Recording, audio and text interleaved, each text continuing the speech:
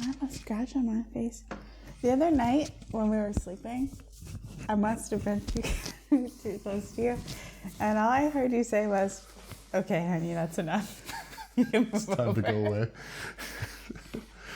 So he rolled this way, and I took that as mine. Yep. I'm good now.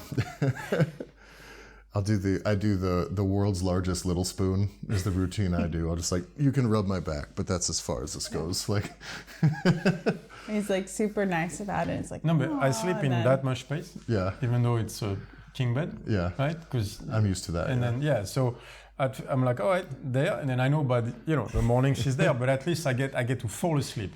Yeah. With an illusion of space. Yeah. Right. What happens is my wife takes up most of the bed, and then somewhere in there, my 160-pound dog gets into the bed, and he lays between us, but always with his gross, like dried mud, crusty paws. Feels like, it's fucking super gross, especially when they're that big. It's like bear paws, And what he does is he puts them on me, which is already gross. It's like being touched by a monster. And then he starts pushing. And then he just starts pushing and then dreaming. and it's the fucking worst. So she does that too. She's like this and she goes, and I'm like, what? So sometimes she was literally like this. Her hand right there, and she went, When I first moved here, I was like, no. The first time I had a really big jump like that, he's just like, what the fuck did I get myself laughing into? just thinking about it. He just goes, and I just had a heart attack. Yeah. See, literally, like her hands on my face or something. And she went like this. I was like, okay, I'm full asleep. Yeah. All right, so I'm gonna have a heart attack every night because I'm trying to be nice. I'm like, yeah, awesome. She literally went like this. Like a violent one, because it woke me up. I mean, I'm sleeping alone in my bed for like months now, and suddenly, I'm like, right, I forgot about that aspect of things. Right. So, you're gonna go sleep in the tub, and it's like if she is. I value my sleep. I have an entire group of nutrition people who I tell that sleep is the most important thing. So the fourth part I never mentioned was that. Yeah. Do not have Partner a fiancé sleeping. that fucking screams and at you in the middle of the night. It does not help. My wife doesn't ever really wake me up at night, ever. She never keeps me up much. The dog always does. I, however, keep everyone up all night with my snoring and rolling around, or my, if you lay over, if I roll over with my machine, if I just touch it a little bit and it shifts, it just goes, it starts leaking air. It starts whistling. I would hate you. Oh, it's pretty gross. Yeah. It's and it's this thing, it's like in your nose, but I'm not gonna like pack it up every day. So there's just this thing that spends 8 hours in my nose that I just throw on my nightstand or on the floor and put it back in my nose and wonder why I'm sick. And Fun times. So today, yes. Today Julian mentioned, we were just about to get started. He said, well, before we go. Yep. Go ahead. I need to grab the name of the... You can, hang on. No. Go. Take that with you. Okay. Just do that. That'll be easier. Guys, keep talking. Okay. So we're getting ready to go, and Julian's like, well, before we go there, we gotta stop at the coffee shop. Mm-hmm. And I've been in Holland for about a year now. I was like, Julian, what are your plans today? Yeah. But apparently, you didn't mean that coffee shop. No, I don't mean the Amsterdam coffee shop. Okay. I mean the Utrecht coffee shop. Here they actually have real coffee shops. That sell coffee. Yeah, they're hard to find. Where is it? And the reason... Wait, keep going, because I need to find what I'm looking for. So people always tell you never have a TV in your bedroom, right? Yes. Don't watch TV in your bed, because then you'll have a harder time falling asleep. The same rules apply to being like working from home. Mm-hmm. Where eventually, if you sit at your dining room table to work long enough, then suddenly the dishes need done, you need to do this, there's something shiny over there. And so we have learned to change our environment to a more productive And one. the reason I'm going to the coffee shop is I'm finally writing the book. Are you really? That's it, yep. It's official. That's it. I'm decided. I'm writing it. It's actually, by the way, it's not going to be a book. It's going to be 10 of them. Let's be honest. But now that I found my artistic expression, it's on. I like it. So I go fucking nuts. Yeah. Because I'm reading the book. I'm reading like a lot of books, philosophy of science mostly, and stuff like that. Charles Munger, all that stuff. Like, how do I want to write this? So I'm like all over the place, but then suddenly for 2 hours, I'm like, meh. It's going to be 2 hours a day, 1 page no matter what. Nice. So that's it. That was like the best advice I ever got on writing. Was from Chris Moore too. He said you got to write every day. And at the time I was like, no, because what I do is I write when it's easy to write. What? Yeah. I wait until it feels good and it comes out easy, and then you do it. But then I can't make it happen. Then it's not me. I can't make that happen. So it was very difficult, and it was a thing that when I was doing it often, I stuck with it. It worked really well. But as soon as I removed that frequency, fuck, man, that's a skill that. I come from a family of writers. Yeah. My father, my mother, my brother, my grandfather, my great grandfather. So and they all say the same thing. Whether it's one page a day. Some might be bad, but you got to try to make them good, and it's got to be every day. Some will be shit, but 1 page a day no matter what. Yeah, it's an important part. So anyway, so I'm writing the book. Yeah. And we've managed to find one of the few coffee shops that make chai lattes without an abundance of sugar. Nice. So I cannot do. And they let you just post up and work there without problems. I even there's a few like that. packed my own food and ate it yesterday. Yeah, because I just want 2 hours a day is fine, but I need to read. I like that. I used to go when I was, especially after I had sold my gym back home. I had that, a month and a half before we came here, and that was my favorite thing. Was I would go. I could do our mentoring calls. But I had just that spot, and I could do my work, and it wasn't near as distracting as being at home where there's a dog. And let's be honest, I don't sit in my house and go, oh, the dishes need to be done, I better do it. What I do is I go, the dishes better be done, and I'll just worry about the dishes for a week and not do them while they pile up. Yeah, but it's still a different thing that takes up in my head. So I look for that a lot, because it's tough for me and my son, because he does online school at home and I work from home. So it's this like, we just sit at the table, distraction, and then you're like, and you don't ever really have to do it, but you have to do it. So it's easy to put it off, or it's easy to have it take up time when you should be doing something else. And so it's an interesting first world problem to have. Is like, where do I do my work when I can kind of work from anywhere? What do I do? No, but it's still an issue, because, for example, I got my rituals in the morning till noon, and I'm fine. My problem is noon till 4. I get destroyed. And after that, at 4, I can go train. I'm back to fine. But there's a gap between 12 and 4 where I feel lost. Yeah. So I was like, all right, because I'm at home, and then that's where I can't be. Yeah. From noon to 4, I got to be outside of home. Otherwise, the energy starts to, it's just not good for me. Yeah. So I'm like, all right, coffee shop, right, done. Yeah. That makes me, so then suddenly my entire day is cool. Yeah. Right? It makes a huge difference. I knew that was a problem for me when suddenly I was standing in front of the refrigerator just going, why am I here? Closing it, and then 10 minutes later, what could I eat? Because I can't have carbs. I'm not hungry, but I'm hungry, so what's wrong? Yeah, and we had talked about that in the past, about how often that behavior is it's a trigger for a behavior change more than anything else. Like, you're not hungry. Yeah.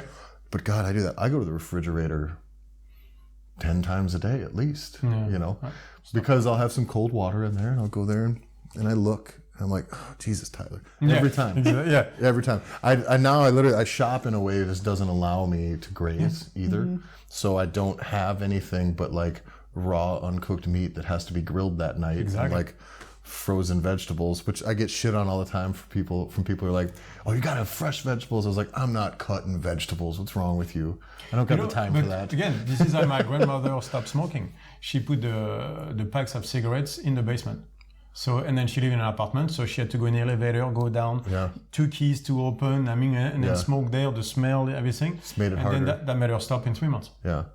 Like, you want to stop smoking? Like, if you have a pack of cigarettes there and you keep looking at it all day, you're playing off deprivation. Yeah. Like, you're punishing yourself. That is never a winning theory. You want to not do something, make it boring.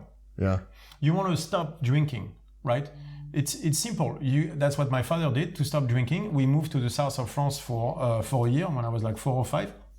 That's when my mother left, actually, because he was an alcoholic with her. I was like, all right, fine. So he told himself, I can only drink the wine that they make in that village, which the wine is so bad, the people there get pissed when you offer it to them. They use that wine as a cutter for the better wines, literally, as a filler. I mean, that's what they use. It's the worst wine. I've tried it once. It's horrible. But he said, like, that's all I can drink. He was sober in 12 weeks. I just got real good at drinking shitty wine. I don't know. It's like I remember when I started, or when I had quit smoking. I remember I quit smoking cigarettes first, and so the first time, or probably the fifth time, right? But the one time it kind of worked for a long time. What I would always do is I would make these exceptions. I'd be like, well, I'll have a couple cigarettes when I go out and have some drinks on Saturday night. And so that exception became its own rule, right? Like, if I go out and have a couple drinks, it's okay. And then what happened was, then it's like, well, maybe I should just find ways to drink more often. Yeah, that's you start gaming it, right? Yeah. And it's like, all right, well, now I don't think we're helping anybody here. Yeah, but that's because the measure becomes a target. Yeah, definitely. We game any system that we come up with. Yeah. Absolutely. So, and that's the key. So the target has to be the right one, because you have, again, we're going back to good house law, right? When the measure becomes a target, it ceases to be a good measure. You have to understand what is a measure, what is a target. Yeah. Like 2 a day, whatever, that's not a target. It's supposed to be a measure of where you are. 2 drinks a day is a measure of what you drink. It's not a target. Yeah. It's not like, I can do that. Then you're going to have 2 drinks a day no matter what. Yep. That is not the point. Yeah.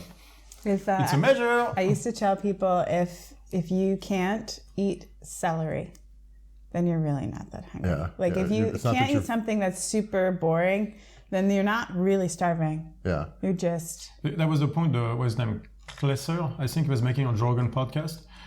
He was giving people like something super high in fibers, which is potatoes baked but cooled down. Mm-hmm. Like you boil them, you let them cool down. The cooling down process creates a lot of...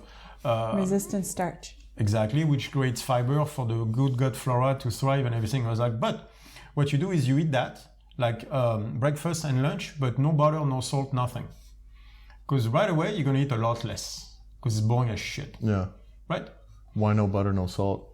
Because it makes it palatable. It makes it taste better. So you're not supposed to enjoy it? Damn it. It starts to make you associate food and reward. You could it's true. If you have control, but that's always the same thing. If you don't have control. If you don't have control, don't make it good. Yeah. Right? That's a problem with cashews, where some people have complained about the protocol, saying like, well, the protocol doesn't work because I cannot stop myself from having kilos of cashew a day. I was like, can we talk about that? Yeah.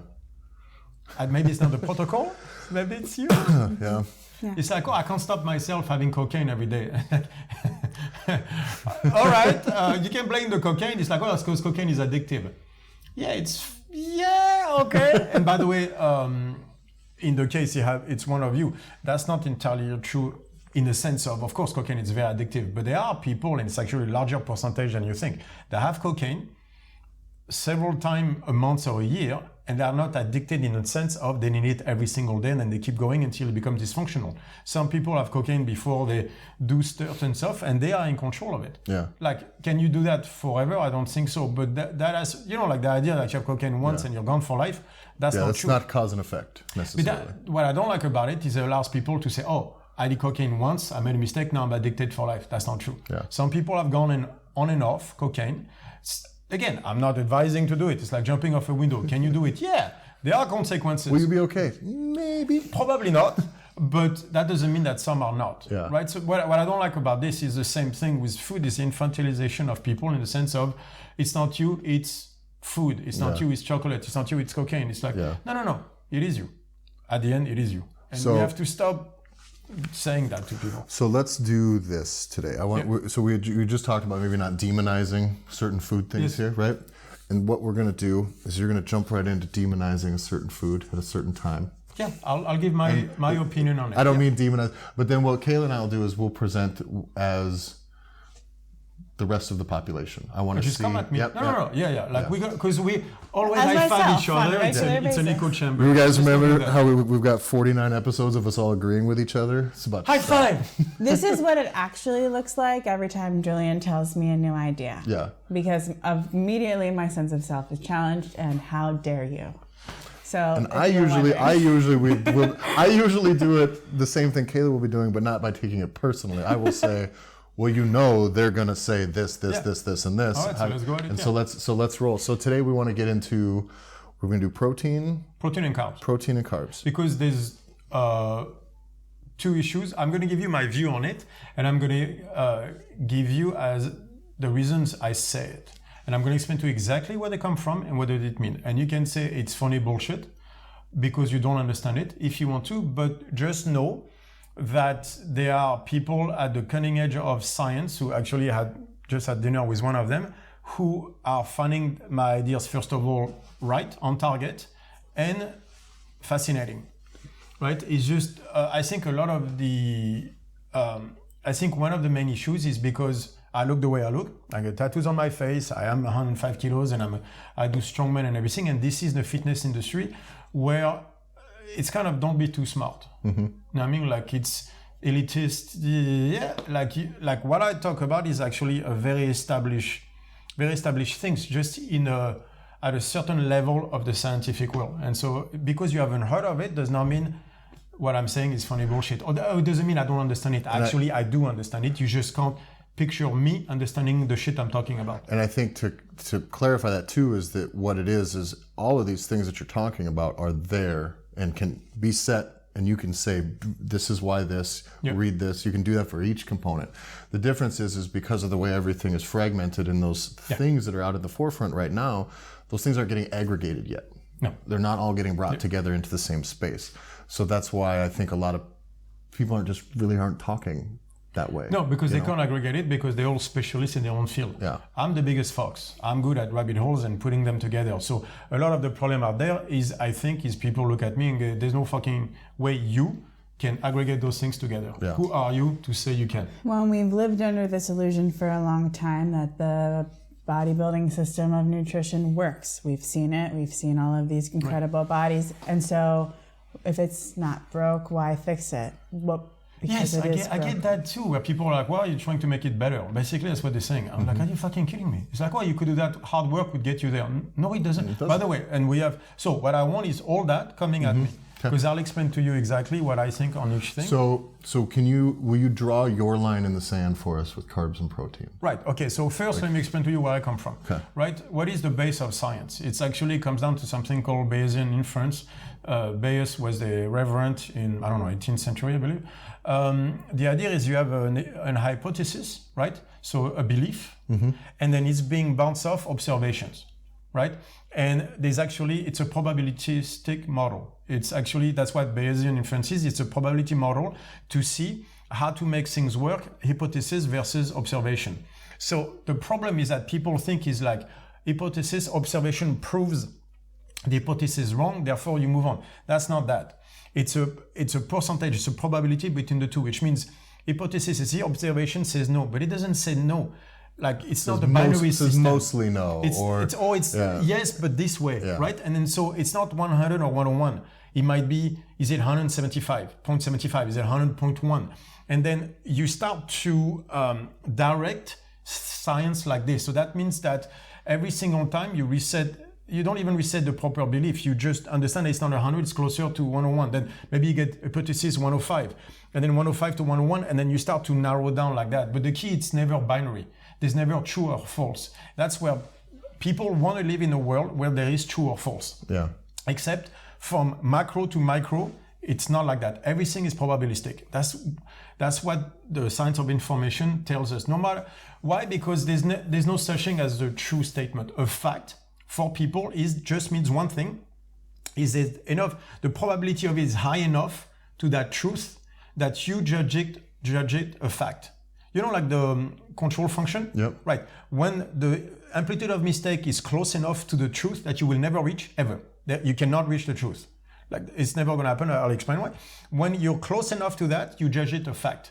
That's why in your life, even though there's still observable variance. And that means that percentage where you think this is a fact varies for almost everything. It just depends how strong your belief in that thing is. Yeah. For example, certain facts in life are 80% close to the truth. Others are 60. You choose that line for that particular thing. Below that is a fact. Up top of that is an opinion. And then it's untrue when you reach whatever percentage that you decided is the measure of false opinion versus fact.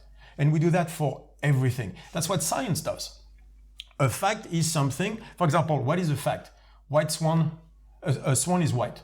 Mm-hmm. Yeah, up until we showed up, because you were all your observation led you to it's a 99% chance. All right, it's a fact. But then you get to Australia, you go, fuck. Because that observation shot you to a 20%. So, but if you were to analyze closer and closer and closer, you end up in quantum mechanics, which is always probabilistic. The world is probabilistic. There is no binary system. And that's where we all fail. We want the world to be Newtonian, deterministic in nature, and it is not. So people have to understand science works at hypothesis versus observation, but it's not like that hypothesis was shown wrong. It's always like, all right, so where am I? Yeah, where are the gaps? And then, what's the amplitude of the mistake? Is that enough for me to consider truth versus opinion versus fault? Where does that lead, right? So that's why there's always going to be gaps in there, right? So the problem is observation, right? If you want to get stuck on your belief, all you have to do is observe only certain things. Right, so that's the key, is the belief has to evolve with the observation. Most people, when they really attach to an idea, their belief is so strong that observation cannot shake them out of what they want to believe, right? And therefore, they'll choose to observe, measure only certain things. That's bad science. But letting go completely of your belief based on a new observation is just as bad, because now you're going in fads. So now you believe this, now you believe that. So because you're ignoring the gaps between exactly. what's provable. And you need a base to start. There is, the hypothesis, all your belief, you need to bounce things off of that. If you just live on observations, you never go anywhere either. You're just following whatever that guy said. You go all over the place. There has to be so from a psychology perspective, there has to be a sense of self that is measured against the world around you. Yeah. And who wins? So that's active inference. That's what a cell does. There is a sense of self, which is I am alive, and I'm going to bounce that idea I am alive against what is not alive.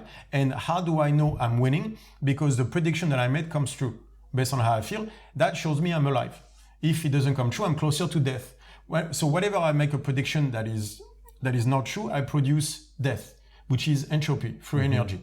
And then we go based on that. But people have to understand, this is the foundation of everything. Bayesian inference that leads to active inference, right, has been shown. There's something called quantum Darwinism now, which is the idea that even in the quantum world, it follows the same idea as evolution. What is evolution? You have a base mutation that makes you get better and better and better. So you have a belief system, which is the creature, an observation of the world, allow nature to go, let's go a little bit more right? So Bayesian inference is evolution. So everything goes down to Bayes inference, and information follows the same laws. So entropy, free energy, they all follow a probabilistic law that everything, including cosmology, including quantum mechanics, evolution, everything is hypothesis, belief, versus observation. It's prediction versus matching it based on the other stuff. It happens on every level. So that's how I look at things, always. And so the problem is observation when it comes to nutrition, because I believe it's skewed the wrong way. And because if I do something and I have 100 people and I have them try this one thing and 75 of them get the same result, statistically that seems significant. Exactly. I think. Not to 25 of those people. Yeah. And the problem is observation. Yeah. It's like, okay, so let's be honest, let's go to people. There is a business, right? We're in the fitness world, which is business. The biggest stuff is nutrition and programming, right? How easy would it be to just observe what I want to observe in order to be right? It's not that hard. Like I know plenty of people that do it all the time, right? So basically what they do is they come at you very aggressively and they make a whole fuss about what you do, like you're wrong, I'm right, just to hide the fact that their own measuring system does not hold water. Because if you're in charge of measuring whether you're successful or not, a measure becomes a target, guess what? Right. You're going to game the system. If you work as hard as you do to make sure that you're right, to try something new, it's going to work. Yeah. Like you're putting a lot of energy into making sure you're right. Come on. I don't think I talked about this on the podcast. In that same regard, is my wife had a job and it was a government but financial structured deal. So there was bonus incentives in there, and everyone I know who's worked in a major company where the bonuses were pretty significant based on performance. What happens is those bonus structures have to get completely revamped about every 6 to 12 months, because people get so good at gaming them and they never find an actual metric to reward the performance that equally reflects its value to the business. Yeah. So what happens is right away the business pulls ahead for a while and these people figure out what best accounts, what to do, how to game it best, what timing, where they can work together to cover each other. And next thing you know, You know, you get people taking home 15, 20,000 in a month in bonuses, even though they have not bring that value to the company. Yeah. Or then the very next month when they change the structure, the same exact performance will yield you nothing. Yeah. And it's like, well, where so that's did the exactly value what happens to people. Yeah. Like, because they're told this is, if you reach that target, you are healthy or whatever, they'll game the system to reach the target. The problem is a lot of time they get there and they go like, well, so he works for 3 months and then he starts working. You see that with diets all the time. Why? Losing weight. Yeah, but what does that mean if you lose muscle? Like, you know, there's a whole problem of that. Why are we like that though? Why do we get stuck where we go right to the target? Because it gives us a sense of control. But evolutionarily speaking, like, we can focus on only very few things. We just design like that, right? So we reason our way into it, even though poor reasoning. Look at what society is giving us. From the time you're 5, your life is based on objectives, on targets. Yeah. You go to school, and all they're going to do is give you objectives after targets after targets. Like, who can live an entire day looking at what's happening as a measure and not a target? I gain 1. I'm training correctly. I gain 1 kilo of muscle. Yeah. The same second you go, let me gain 2. Mm-hmm. So now you fucked it up. Yeah. You already fucked it up. You gain 1 kilo. No, one is that's moving the goalpost. What does moving the goalpost means? Means I got there as a measure of where I'm at. The second I get there, I'm happy. I want more. That's a reward system. Therefore, I turn a measure into a target. So now, by doing the proper work, I gain 1 kilo of muscle. Now I'm going like, I need to gain 2 kilo of muscle. And then I start to game the system. And if I don't do it, okay, let me take steroids. You know what I mean? Because it became a target. Yeah. That is a normal thing. But as a society, we are put into this from the time we're 5 years old. You know, the scarier part about this, by the way, is like, we are running this through AI now, so artificial intelligence, and we saw that this does not work. We had, it's called novelty search, right? So it was 2 AIs that were given the goal of mimicking human walking. Mm-hmm. And you had one that did that, target-based, which means I reach a target and I try to improve it by 5%, which is how you think life works. You get to school, you get a C, then you get a B, then you memorize, then you get an A, I'm smarter. Mm-hmm. Even though it doesn't work, right? So that AI was that. He reached a target, tries to improve it every single time. He got nowhere. You end up with a robot that can even put a foot in front of the other, right? And it's not even stiff. It's like one foot drags behind. It was horrible. The other AI was doing something called novelty search, which is the only thing it did is build an algorithm that makes you try something you have never tried before. So not random, right? Because random can be the same thing 5 times in a row. It's something I've never been tried before. From there, that's the robot that got the closest to mimicking human walk ever. Like, he's rolling the hips, he's doing everything correctly. Right? Because it was never about targets. He never defined an objective. Yeah. The thing is, what the only thing was, don't do something you're doing before. Then as he went, he was like, that works better than others. And then he found the best way of walking, but through measurements, never targets. Okay. That's the book, The Black Swan. Yeah. It explains to you that the whole targeting thing, like, 5% one after another, nothing in life works like that. Everything is probabilistic. The idea that you're going to get, it's a materialistic world, not in the sense of money, in the sense I put another pebble on top, and then it's a Lego theory. Yeah. I take a small piece, I put another small piece, and before you know it, you have an entire Lego. Yeah, but you go like this, it falls apart. That's not what the Black Swan is. The Black Swan is at some point in your life, some shit is going to happen that it will happen. Finding a mate, getting a great job, whatever. You just don't know when and where, and you cannot build to that. The only thing you can do is prepare for it. So what about the people who say they have to perform in a weight class, right? And they need to be this weight, and they want to be it at a certain body fat percentage. Right. Okay. So let's talk about that, right? So I need to perform in a weight class at this weight, this body fat percentage, right? But define performance. It has nothing to do. So you have to be below the weight, right? But gauging below the weight, does that mean you need to lose all muscle? No. So right away we get to that. But at the end, what's the performance? Is to be the strongest in that weight class. So it's not body fat, it's not that. Because what if I said body fat, then I'm going to take diuretics until I lose enough water. But what if that impacts my performance? So the only thing that matters is being below a certain weight at the strongest possible. Okay, what does strongest mean? How do you get to strength? Neural output, skill, capacity of a muscle to contract. You lose weight, you lose muscle. So this one is going to get fucked up. So only 2 things that matters is your skill at that weight and your neural output. Those would be the only two things. What if you're on a diet that makes you lose weight, that diminishes, sorry, I didn't mean it like that, but that's literally what is going to end up, that diminishes your neural output. Then you're fucked. You're fucked. You're fucked, right? So therefore, you need to have a diet that will allow you to have a neural output and obviously keeping the skill at that weight class. So that's how you measure what you do. So really, in life, there is no place for body fat percentages. Is there a reason to care about it? No, okay, so you have guys, bodybuilding, they get on stage, they're at 2% body fat. Will that make them win the show? Right, it's not on their scorecard. No one gives a shit. It's how you look. That's actually interesting. That's a piece of data that gets picked out so often too. Yeah. That It doesn't mean shit. It's like, well, this machine isn't that accurate. It's like, well, nobody's fucking entering body fat competition contests. Like, who's winning those? Well, I think back to that even at my. How much money do you get? Yeah, even does anybody do it? Is there even one? Is there one? And even being incredibly lean and like being happy with your aesthetics, I always remember. I mean, even sometimes we talk about it. You go, I wonder what my body fat percentage is. But that nothing to do with it. It shouldn't matter. But because it has nothing to do with it. That is not what makes you happy. But is it because people want to understand what the optimum threshold is? Like, is that what we associate? No. It's because you think your happiness is linked to the outcome, when it's linked to the journey there. And that's a fact of life. We know that from all the dopamine stuff and everything. It's what makes you happy is not getting the stuff. It's the way there.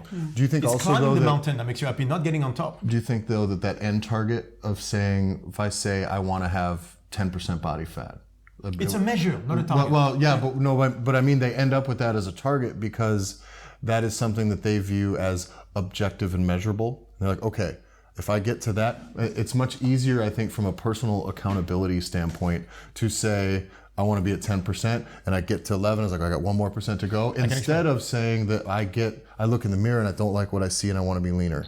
And knowing that you may never like what you see no matter how lean you get. That's the hard part, right? Let me tell you why it doesn't work. We're going back to Bayesian inference. What do you say if I want 10%? You're based on belief and not observation. Because you say, I want to be happy with how I look. That's an observation. Looks like this. Yeah. So you start with a belief that I need to have muscle and less body fat to be that. Okay, that's the belief, and then you bounce off of that. But the second you go about 10% instead of 12, that's you getting stuck on the belief instead of observation. It's bad science, it's bad everything, right? It means like if I'm at 10% versus 12, I'm better.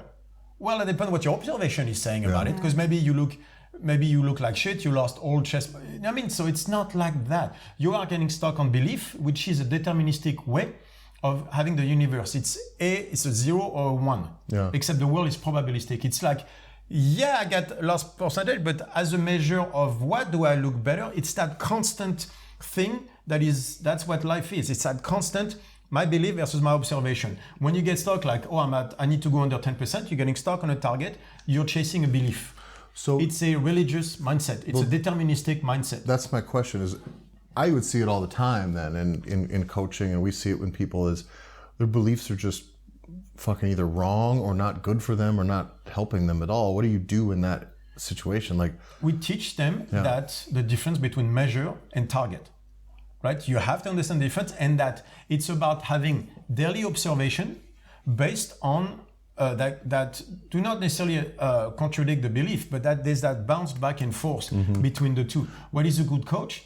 Like you have different definition now that you did 3 years ago, right? Because in the last 3 years, observation of what is a good coach have been continuously bounced off the belief of what a good coach is, and you have evolved in your way of thinking at it.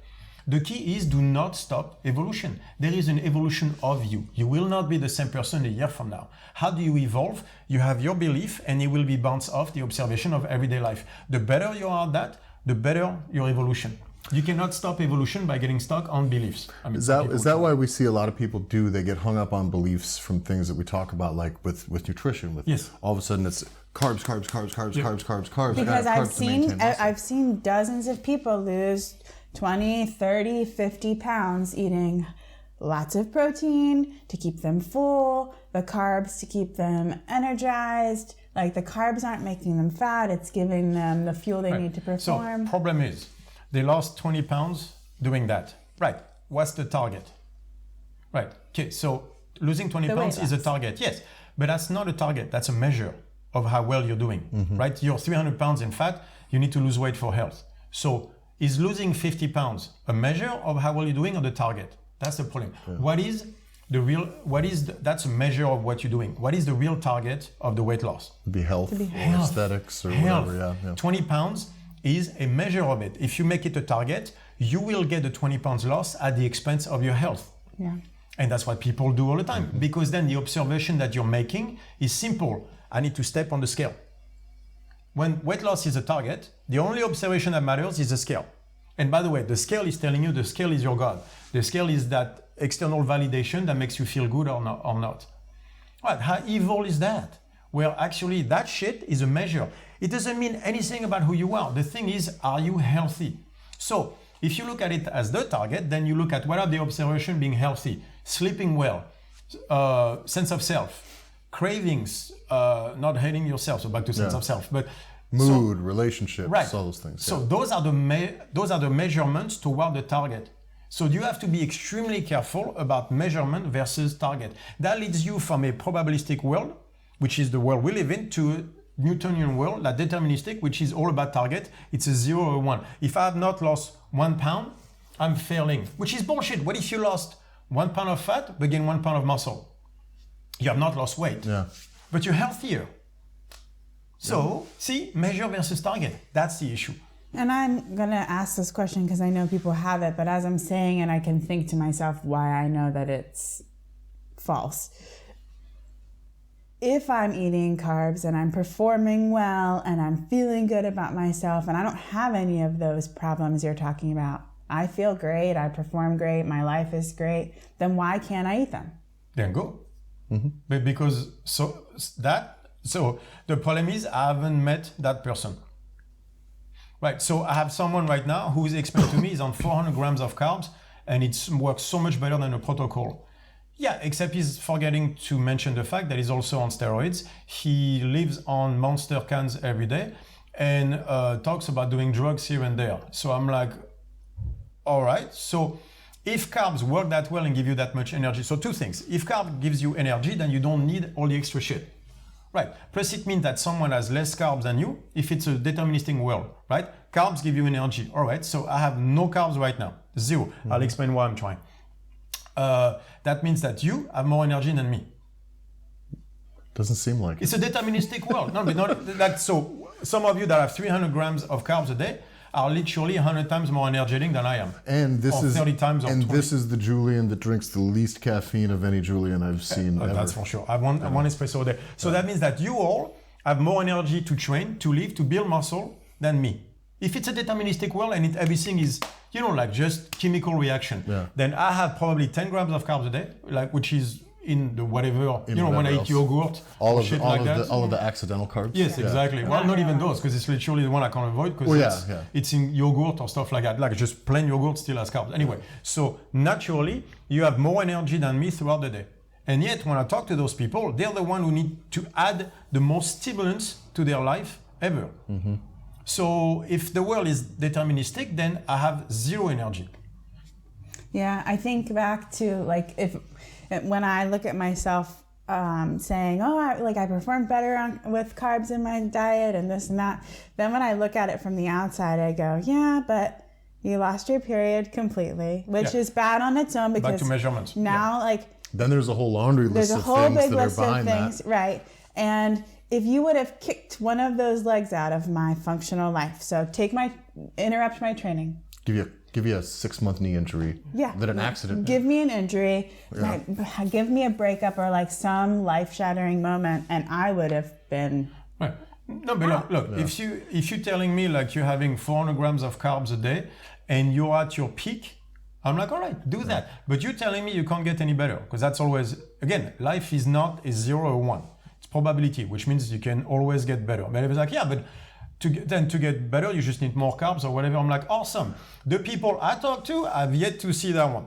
Well, this is how it worked for me. Without any help on the outside. I was up to 800-900 grams of carbs a day. Yeah.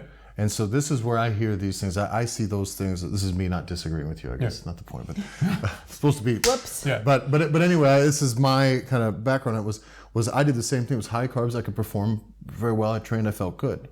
to a certain point, but I needed to make, for progress, I needed more. There wasn't a way for me, because I was actually eating pretty clean. So there was no adjustments to be made. Okay, so back to it. How did you feel? So for me, here's what it was. I felt okay. So I added more, started putting on size, and I kept getting stronger. And that was the goal. I want to let's get stronger, let's get a little bigger. We kept doing it to the point where then I wasn't able to get much bigger or stronger after eating 14 cups of rice and a couple kilos of meat and a dozen eggs and bacon and whole milk and shit every fucking day, just every day. But it got to the point where I was sick and miserable then all day just from putting that into me. I felt strong, but not sustainably strong. I started breaking because I had actually outdone what I had built underneath it. I had outreached it. My reach was further than it should have been. And then I was at a point where I can't get any bigger to get stronger, and I didn't know how to just get stronger, and I had already fucked up. You outkicked your coverage, and there's nothing you can do. And so I had to pull it back in this case, but that was it. It was it for me. It's like, how would I eat? I was told at this time I was built up to about 350 pounds, like 160 kilos, something like that.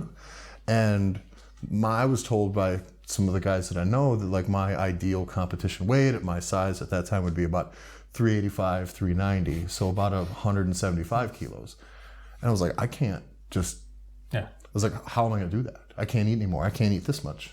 I can't. Yeah, exactly. I can't do it anymore. And so for me, it was like, I think a lot of those things, they work until they don't, and if they don't work eventually, then they're not going to work for you. No, or you start to add stuff. Now you start to take Anadrol or whatever to gain 40 pounds of bloat. Bloat up. Steroids.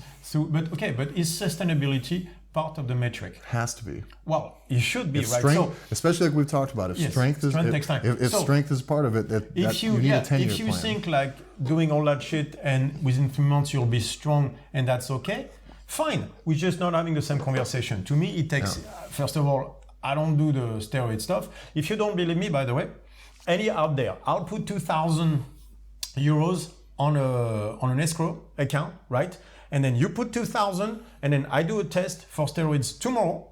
And then if it's negative, I win, I get your money. If it's positive, you win, you get my money.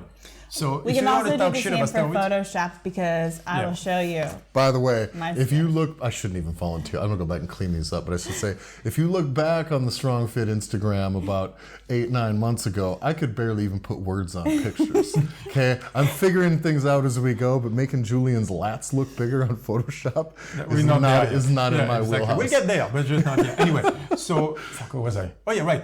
Sustainability, at least to me, is one of the metrics. So if you go like, but I can, with carbs, I can do this. I'm like, okay, but is it working over time, over that? By the way, and also, so we're talking about one person, right? But as a group of humans, is the high carb diet, 300-400 grams is a high carb diet, is that working for us as a species? No. Okay, so that we're gonna have to, like, even though some people will, I actually heard the argument that diabetes is a consequence of fat, not carbs, which, okay, like at this stage, I'm like, whatever. But are we winning this? Not from what I've seen. Not from what I've seen either. Like, it's not sustainable. Like, we're doing something wrong. So I believe I'm going to put forward reasons as to why I believe we're going wrong with nutrition. Can we stay in that area a little bit? Because we've just recently talked about the introduction of supplementation. In the same way that carbs essentially are supplementation. So can you talk about what happens when you use these supplements to trigger your body's response, and how it impacts your ability to learn that or do it on its own? It's always the same thing. Whether you're taking a pro-hormone, a steroid, a pre-workout, it's always the same. Is you taking the ability of your body away from making it, which means I take growth hormone all the time. My body doesn't have to produce it. It stops producing. If I'm off of it, I'm fucked. Yeah, you're putting something else behind the wheel. Right, it's the same thing with a pre-workout. If you need a pre-workout to train, what you need is a day off. Yeah. That means your system is not ready for whatever reason to train. That means your nervous system is telling you, not today. If you go past that, you're taking the ability of the nervous system to measure things properly and react accordingly to that. You are taking the measurement away from your own body to put it into an external factor, just like you did with a scale. It is such a bad... evolution has given us our capacity to measure and deal with measurement over the last 500 million years. Right? Evolution is the smartest thing we have out there. 500 million years to get to us, the apex of evolution. We are the best creature, the best things evolution came up with to test, to make observation of our environment, to create a prediction and to make an observation. That fucking scale is not better than you. That fucking pre-workout does not know better what you need to do than you. And if you're telling me that you can't go to the gym unless you force yourself to go, then you don't want to train.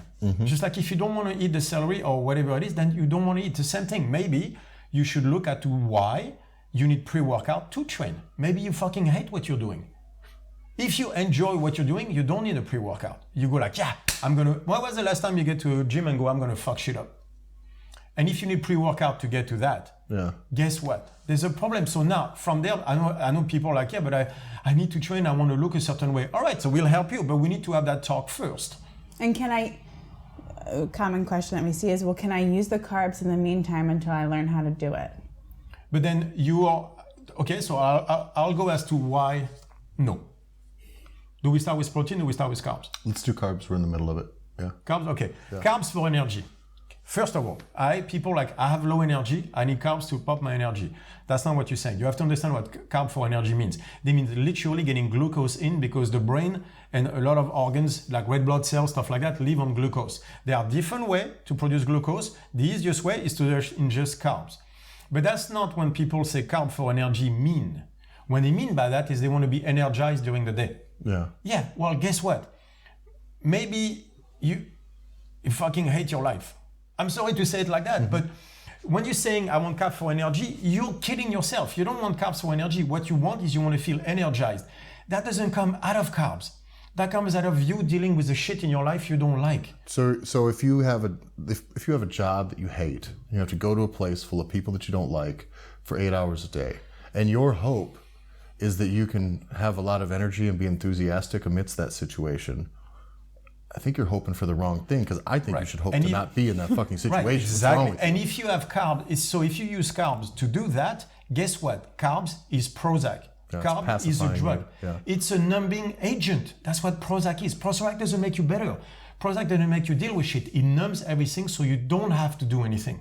Understand, that's what Prozac is. And I believe carbs is actually that. So I'm going to go through my argumentation and then you guys bring it up. Okay. I believe carbs is exactly the same thing as Prozac. What is this? It's a numbing agent that allows you to deceive yourself about where you are in the world. So I'm going to go into entropy and emotional valence. I have to. Give me 1 second before you go into the deep. Just got to make sure I don't need to put make sure it's recording. No, we're good. Did you just have a panic attack? No. That one has a battery on it. This one doesn't. So I just had to make sure. Right. So I didn't want you to go fully deep in it, and then we're gonna miss all the goods. I'll explain. I'll explain where I come from on this. It's up to you whether you want to listen or not. At this stage, I don't even care. You've come this far. I don't care. Like at this stage, if you still think that you need carbs in life, just turn off now. No, but look, like I have some of the literally smartest people on this earth telling me, like, dude, your theory is on target and brilliant and everything. I do not need validation anymore. So at this stage, I'm like, you think I'm a phony asshole? Block me. Please don't listen to me. Like, it's all good. Like, I feel I'm providing a service for humanity. Maybe that makes me extremely arrogant. So I'm an arrogant, phony asshole. Okay. Then don't listen. Then go away. But science will validate me on a lot of that stuff, and I'll explain later. But anyway, so this is my belief. I believe carbs is exactly the same thing as Prozac, in the sense of it's a numbing agent that allows you to deceive yourself about where you are in your life. So what do I mean by that? Evolution, right? Sympathetic is an older form of the nervous system. You get dorsal part of the vagus nerve, which is the freeze mode, playing dead, that's in vertebrae. You move toward reptilian, sympathetic, and then you go ventral vagus nerve, that's tribe. Mammals living in tribe and everything. So ventral means you have control of it. Anyway, so it's obviously oversimplification, but you get the idea, right? All form of deceit live in a part of the brain that is actually the reptilian brain. limbic and below. Based on purely survival. It's a survival mechanism. Because that's what things like lying and hiding and happiness and all those things all fall into it's your survival. So what's the difference thing. between happiness and extreme sadness on the other side? Right. That has to do with emotional valence. When you make a prediction and you're right, that means your learning rate can go down. So a positive experience lowers the learning rate, right? Mm-hmm. Whereas a negative experience, bad emotions, raises your learning rate. Why? Because I make a prediction, I'm wrong. That's a surprise. Surprise produces entropy, free energy. That means death. So therefore, to produce less death, I need to make better prediction. I need to raise my learning rate. Raising my learning rate means negative emotion. There's no such thing as positive or negative emotion, but I have to use words. Yeah. You know what I mean by positive, negative, not from a judgment perspective, as in feels good versus doesn't. Mm-hmm. Feels good is positive, doesn't feel good is negative. Yeah, feels good isn't going to pull you as hard as the push. That's the feels point. bad. Feel good is to lower your learning rate. Feeling bad is to make it higher. So you make a mistake, right? Emotion is bad, right? So you can learn better. Eventually, you're going to be overwhelmed by that, to the point where you cannot deal with the emotion anymore. The energy produced is too high for your body to take. Now, that energy needs to be used for the higher brain function or stuff like that. You will go into a freeze mode, right, in order to lower yourself. Mm-hmm. The easiest way to lower it is to deceive yourself about where you are, to go, it wasn't that bad. Like, look at your behavior. You do it all the time. Like, what if you're wrong about making a doormat? Like, oh, who gives a shit? Because the importance is not. But if you're wrong and your kid might die from it, like the panic, and then it's overwhelming, right? But let's say so you keep making mistakes after mistakes after mistakes, and your kid's life is in danger. You're gonna get into such a freeze mode that you're gonna get into a depression. Depression is a way to just stop you, right? Cut you off completely. You're gonna deceive yourself into thinking, what, I suck, I'm incapable of doing that. It's just a way to actually make you less overwhelmed, so you can, and then the depression will just make you stop. So we have defense mechanism like that, right? All forms of deceit lives in the sympathetic, so it's an older form. Okay, so there's a simple way to access that. So you can either so you're overwhelmed by emotion because you're making mistakes. You could use, for example, Prozac, which is going to numb everything, give you less anxiety, right? Like anxiety being a driver toward the sympathetic reaction. So all this lives in the sympathetic part of the nervous system, mostly that the bad stuff being in the flight mode, right? Right. So anything that allows you to deceive yourself allows you to go toward the flight mode. It lowers the overwhelming feeling that you get, right? Because you're not learning fast enough. So let's see. Hang on one second. So in that you said by creating more sympathetic reaction. More flight in that case. But that's to take you all the way through to flight. So it's not really to take you to a greater. Well, it should. But let's say, for example, I'm in the job I hate. So let's make it practical. Okay. I'm in a job I hate. I come and my boss is an asshole to me. I want to go into a fight mode. Mm-hmm. Right? Which is normal. That's a race. I'm in sympathetic. I'm like, but I can't do it because I reason to myself that I cannot do it. Right. So now basically I'm going to flight, which feels awful. I made a prediction, which is, like that constant prediction, which is you want to work is good. Yeah. The guy comes and hits me. I'm super emotional. Why? Because I'm wrong with the prediction that I'm making toward what the world should be, how I'm going to feel about working, which is better. So I'm in a situation that produces stress because I can't fight. I don't want to be here. I go to flight, right? Okay. Every time I make the prediction is toward good, it goes the other way. Anyway, so negative emotion, it makes me feel overwhelmed. At some point, I can't just live in that state of cortisol, of stress. It's literally eating me alive. Two choices. I can go to fight and tell him to fuck off, quit my job, and do whatever I should do in life. You heard him. Step number one. Yeah, but that's the point, right? It is an option. Yeah. It is more than an option. Yeah. It is what you should be doing. Yeah. You are killing yourself, staying in that fucking flight mode. Yeah. I said it before. The greatest danger we face is the weakening of the fight mode, for all the reasons I explained before, right? So it's basically because you're getting pulled there, and you're just biting down on it, avoiding it, and you end up in flight right away. Right. Like so you're in flight. You produce cortisol. Your body is like, dude, we're dying from this. Yeah. Right? I need to increase my learning rate to be able to counteract that action. Right? Mm-hmm. Right. So learning rate goes up. I'm overwhelmed. Right. Unfortunately, the point of being overwhelmed is that you go fucking act on it, but you still don't. All right, so now you have to stop having such a high emotion about it. So you're going to use a numbing agent, sympathetic fix, right? So it can be Prozac, right? It can be booze at night or stuff like that. Or you could do something that triggers the sympathetic side, right? Basically, you could trigger a form of deceit, which is, oh, that asshole, tomorrow I'm going to punch him in the face. That's mostly guys, right? Yeah. They do stuff like that. That's a sympathetic fix. Or you could use something that also triggers a sympathetic reaction, which is, guess what? Carbs. So I believe... It makes you feel like you actually did have the fight. For that, or it makes you like the mood regulation you get from the brain serotonin or whatever, which you so desperately would like to get through actions, like suddenly allows you for 1 second to feel a little bit less overwhelmed. So you're almost explaining it like it'll chemically get you there, kind of in a way like Totally. like pre-workout would in a workout, right? It's like, Exactly. bitch, you don't want to be here, we'll get you there.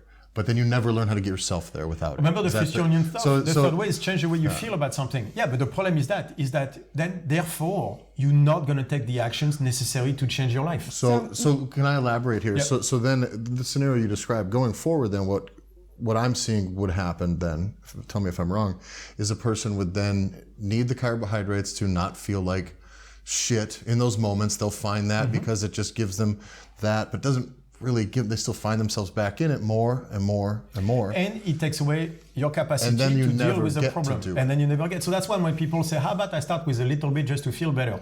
Yeah, but there's a balance there. Every time you require that chemical stuff to not do that, you take the capacity of your body away to produce what is necessary for you to change the stuff. And because carbohydrate sensitivity does change, am I correct? I mean, if you're consuming, like that was one of the concerns when I was working with nutritionists and stuff with my very high carb stuff. You know, I've worked with them the whole time. I didn't just wing it. Yeah. But it was like, we do have to start worrying about your carb sensitivity, which means you can't just stay at this all the time. Exactly, We got to come down and come up. And so that's what I would see the trap here is it would be, this all of a sudden doesn't get me there anymore. So a little more. Okay, imagine and a little if more or more often. Let me phrase it the other way. I need to build more muscle, right? Because I have low self-esteem. Okay, so I'm going to start training, but right now my training is not hard enough or good enough to me to build the muscle. So what I'm going to do is I'm going to take steroids in the meantime, because then I can start building muscle. And once I have enough muscle, then my training will be high enough that when I take the steroids out, my training will still be that good. And then I'll keep on building muscle. You actually have people saying that. Yeah. Guess what? Never works.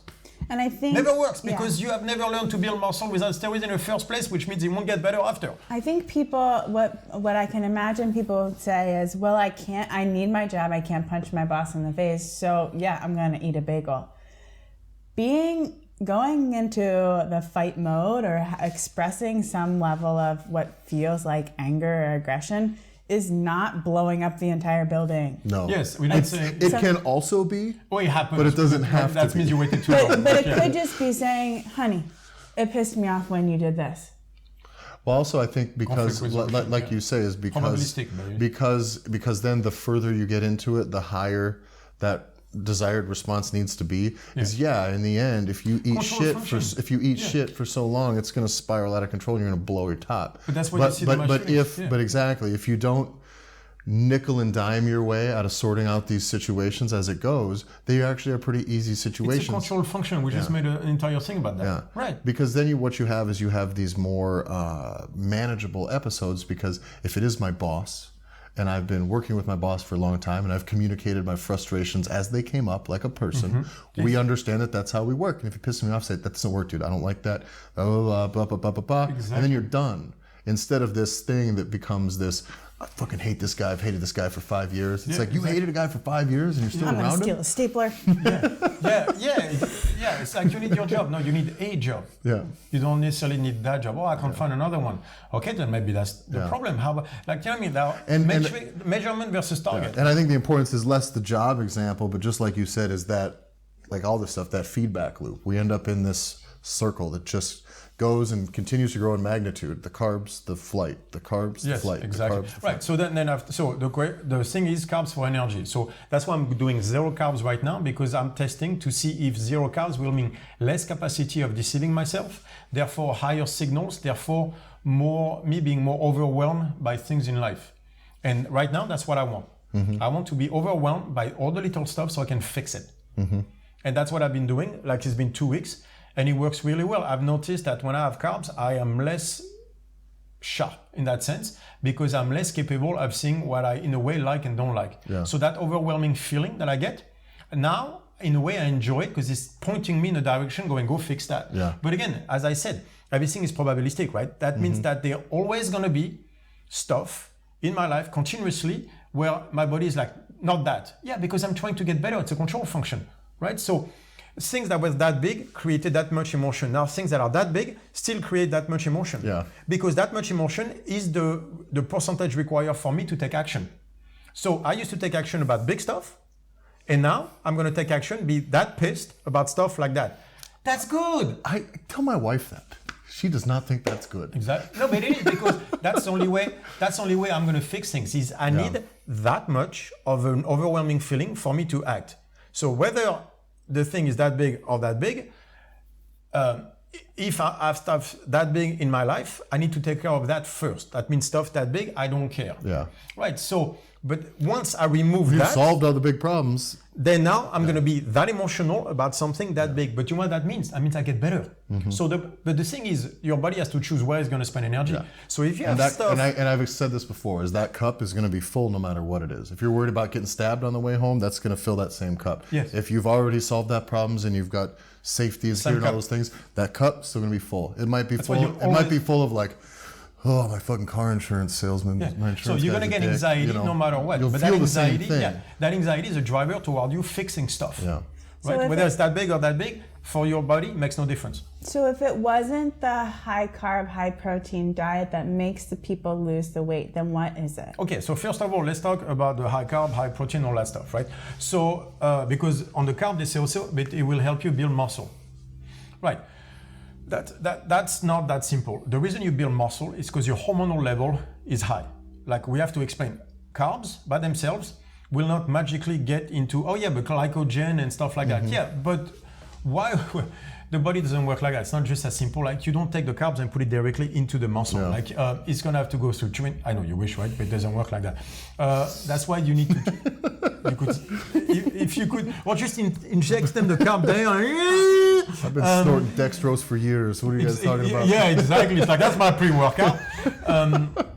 Muscle growth is a hormonal thing. It's actually it's a hormonal thing. The entire hormonal stuff is decided through the software. It's a nervous system thing. Entire profile of what happens hormonally and chemically is dictated by the software. All those mechanisms happen, but a decision that is made logically with the software. Yes, exactly. And so the software means the fight mode will make you grow physically without you have carbs or whatever. The proof is we've done it with a neoprene. We had a neoprene training with an extremely low carb people, and I've gained 6 kilos documented through Photoshop. I have gained 6 kilos in 8 weeks with having under 100 grams of carbs a day, right? And why? Because I pounded my cream and everything, but you've seen the pictures. We've done it, but what I've done though is access the software through the neoprene to create a hormonal response. It's not the carbs, it's a software. And I think that is something I have tried a million times to try and tell Julian he's wrong about the fat thing. Like that, because apparently fat makes you fat. Us women have a hard time with it. Every woman that I've worked with so far on the protocol, when I look at what they're eating, there is not a single saturated fat in there. They say they have some cream, they don't. It's all unsaturated fats because they're afraid of it. And I think so much of it too is that it's calorically dense, so they still get stuck on this total calories. They're like, well, but then I can, it keeps everything down. So the longer they do it, they said, all the men are losing weight. Why aren't the women losing weight? Well, some are. Some of them are. Yeah, well, a lot of them are. And the ones that are finding success with it versus the ones who aren't are the women who are accessing that part of the software. Like if every time you're going into training going, why am I doing this? Why am I here? I suck at this. I suck at that. Or you're losing. Or if you think you're fighting because you're being intense, but you look and sound like the workout is overwhelming you, or like the workout is standing on your throat, so you're not winning that fight. Back to the podcast on the melanocortin axis. Burning fat means you access the fight mode. Understand that if you're not accessing the fight mode, regardless of the food, you will not burn the fat. That's why you had some marathon runners stuck at 19% body fat because they endure their running. No one runs more than they do. We had like literally international level, Olympian level marathon runners that have a body that are higher in body fat than I am, which is absurd because I don't do any cardio, right? And I got 6,000 calories, like 4,000 calories of fat a day. Keep going. I just have to pull this up. Just keep going, I think. And so, where was I? So that shows you, like, again, it's a software thing. The difference is I'm accessing the fight mode through the neoprene and everything, which is why I'm burning the fat. So those ladies, we have to see that they are not into the fight mode. It's not the food, it's the software. Of course, the food, don't get me wrong. If you get 5,000 calories of sugar a day, for the reason I explained, you'll end up in flight anyway, but it's a software thing. It's not for a lack of trying, for sure. It's just you're not there yet. So you talked to some of those women. What did you see? Because you were reading studies about that yesterday. Yes. So the study that I was reading said it was comparing men and women on a low, no-carb, high-fat diet. And they were training the same way, they were eating the same way, like nothing about their normal diet changed except for the percentages. Right, so like the calorie intake was the same when they were high carb versus low carb, the training was the same, etc. And so what they found was that within the first 10 minutes, the athletes were using glycogen as a source of fuel, and then immediately after that 10 minutes, it was using fat as their fuel. The men and women had the same exact like VO2 numbers in the 60% range. Once the men pushed past upwards to the 80% range, they were burning more fat. The women never passed the threshold of the 60%, so they didn't burn more fat because they never got there. Yeah, just catabolize some muscle and fucking they didn't go into the fight mode. And then just crave the shit out of sugar because you're totally depleted. Because they were less of fight mode and more in flight. So it literally had, ladies, I get it. It has nothing to do with the fact that you're not trying to get there. You're not there yet, it's okay. But fixing it isn't by adding the carbs back into your diet, training more, or losing more weight. It's about fixing your fucking life. Like, be able to look in the mirror going, I know who that person is. Most of us can't do that. So let's go there a little bit, please, because I can't say any of that. So please tell them, like, it's about fighting the fight in training and in your life. Yeah. So use your own experience so that they understand where you come from. Because we're not judging, we're not humiliating you, we're just trying to help. And more work, less food is not the solution. Yeah, I think one of the biggest things that I've noticed, at least, to know where you are on your sense of self is if every time someone asks you a question, if it feels like it pokes a hole into your soul, then you're not sure of who you are. There was a episode of Rick and Morty where the shrink asks a question and the mom gets all defensive right away, like, well, what kind of a question is that? And the shrink says right away, she says, not one that was designed to attack or hurt you. People like because it's like, whoa, where did this come from? You know why Kala is saying that? Because we have been having a conversation about her for like a month now, where I just asked off and I'm like, not that you should coach your spouse ever. So that was not a coaching, but I was like, but I was like, all right, so why are you doing it? And every time I was like, I just asked a question.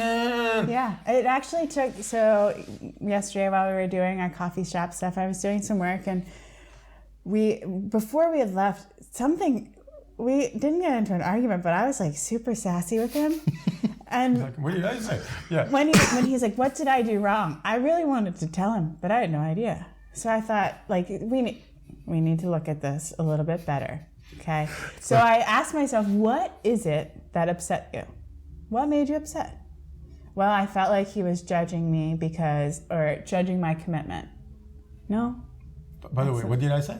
It was like, you asked me about training. It was something stupid. Yeah. It was something like totally non-existent. Like when I feel like when my level of commitment to a goal or my ability to do something is challenged, then I feel upset.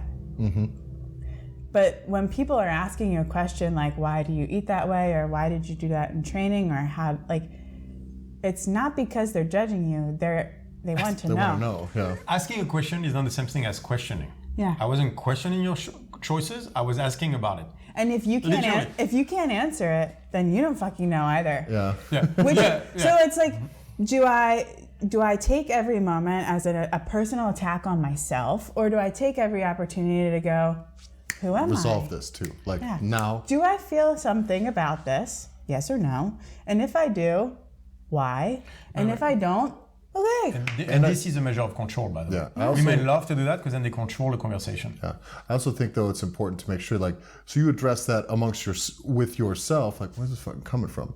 But then you did know also that all right, I do have to take this externally because that's where the problem came from. Mm-hmm. So I figured out here, I said, let's figure this out, let's go. And that's, I think that's important. That's the equivalent of a confrontation. That's not a confrontation at that point, right? But even if it was, And guys do it the same way, but it manifests differently, right? No. No, we go, fuck you. Right. That's not what I meant. Oh, sorry, my bad. Or it's just it's an immediate yes or no without going, I was judged. I was at this has nothing to do with it. I was at in Austria, the drinking age is 16.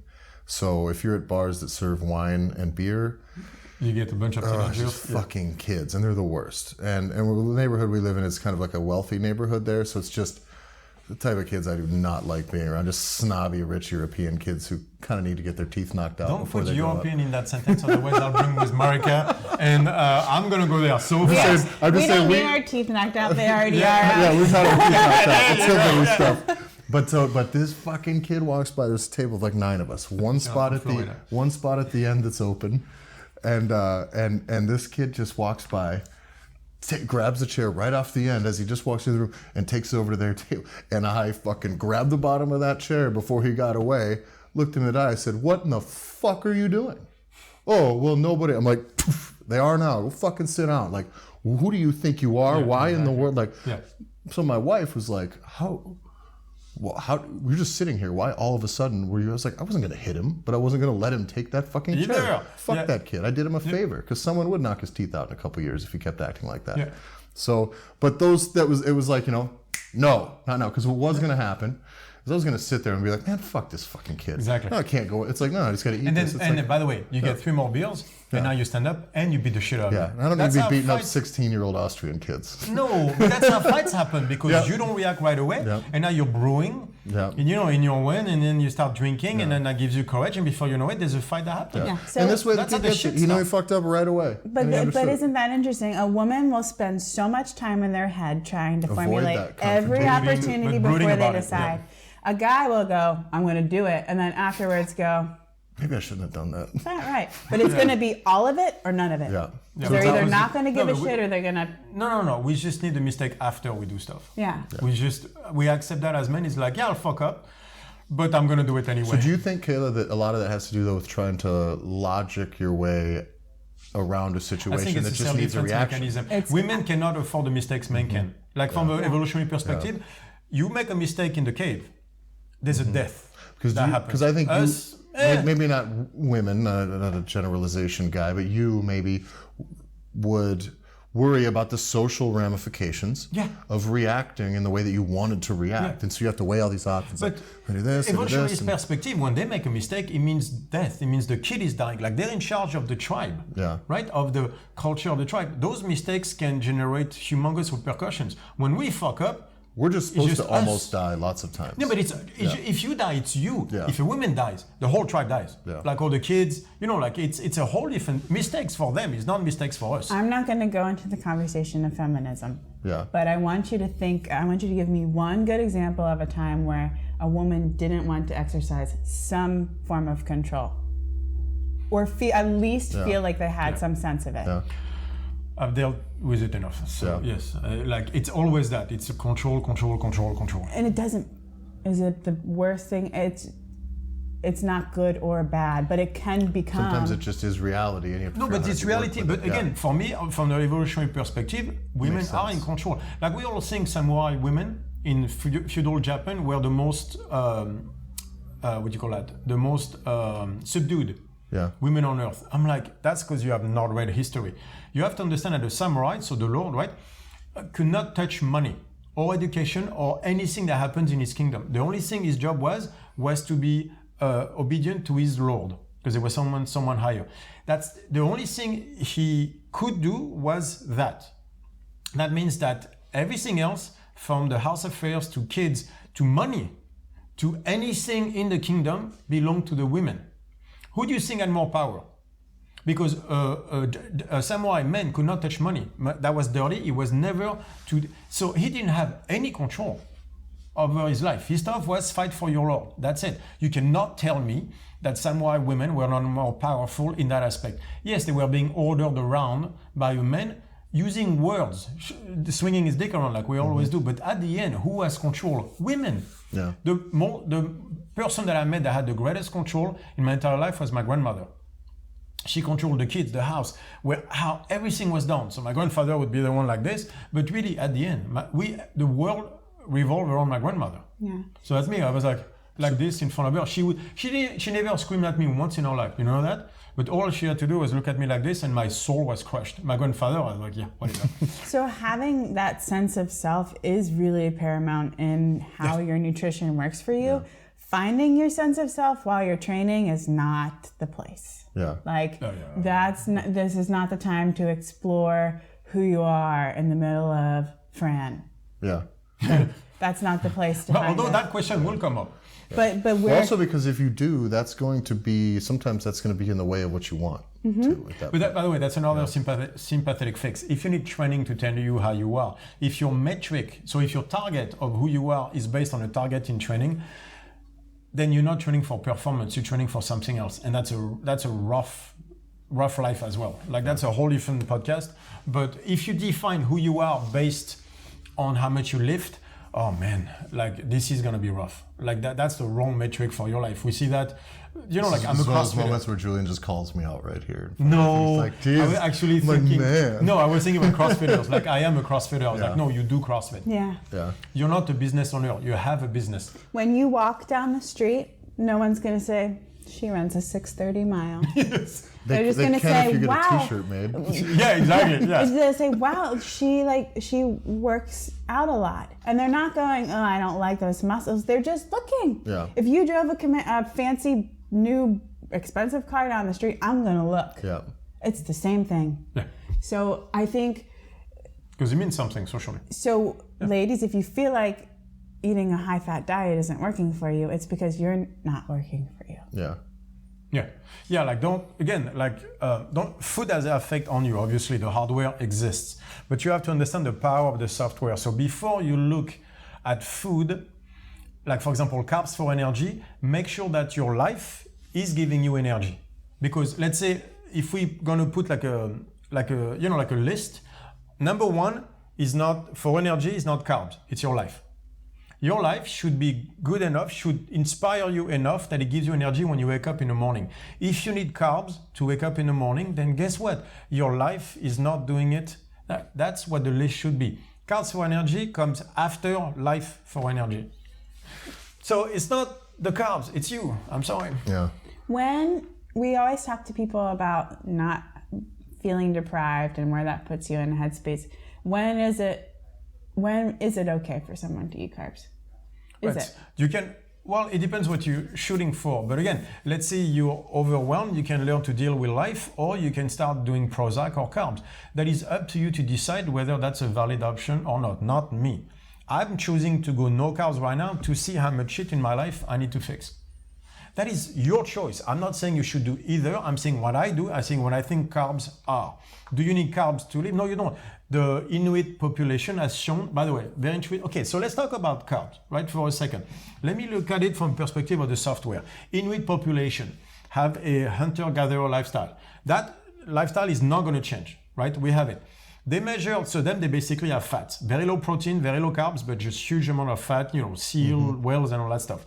They had the lowest percentage of cancer of almost all population on Earth. Now we know we can't measure all of it, but you get the idea, right? We introduced the Western lifestyle, higher carbs, higher protein. The cancer rate shot through the roof in one fucking generation. So it's not genetic in that sense. Like you can't change your DNA in one generation. It takes a long ass time. Let me rephrase, unless a very high level of stress is being introduced in your life. That's the only time where your DNA can be changed. Is like you could change your DNA through, for example, radiation or shit like that. You need a super high level of stress to start to change the DNA, the RNA, that's epigenetics anyway, can start to implement. But basically what we've seen is rates of cancer spiraling out of control in one generation out of introducing Western food, which is poor quality of food, let's be honest, carbs and protein.